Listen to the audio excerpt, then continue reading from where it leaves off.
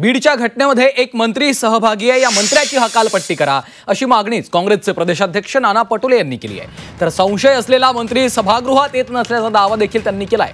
तर विरोधकांना या प्रकरणाचं गांभीर्य नसून त्यांना केवळ राजकारण करायचंय असा आरोप मंत्री राधाकृष्ण विखे पाटलांनी केलाय। हे प्रकरण गंभीर आहे, राजकीय वर्धस्त आहे।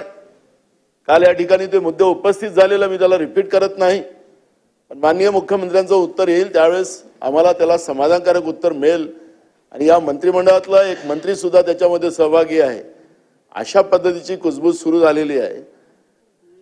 आणि म्हणून मी आपल्याला या निमित्तानं सांगतो की मुख्यमंत्र्यांच्या उत्तरात मंत्र्यांना सुद्धा मंत्रिमंडळातून काढलं पाहिजे, ही भूमिका आमची राहणार आहे।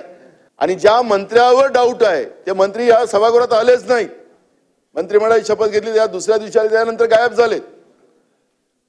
आखरी काय चाललेलं बीड जिल्ह्यामध्ये त्याच्यामध्ये खरं म्हणजे असे आक्षेप घेणं आणि ज्या प्रकरणाची आपण चर्चा करतो अध्यक्ष महोदय, प्रकरणाचं गांभीर्य आपण घालू म्हणजे विरोधी पक्षाला या विषयाची चर्चा करायची नाही आहे, या प्रकरणाचं फक्त राजकारण करायचं अध्यक्ष महोदय।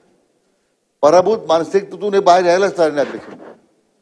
म्हणून माझी चर्चा सकारात्मक व्हायची असेल, खऱ्या अर्थाने या घटनेमध्ये जे दोषी आहेत त्यांच्यावर कारवाई झाली पाहिजे, सगळ्यांचं मत आहे।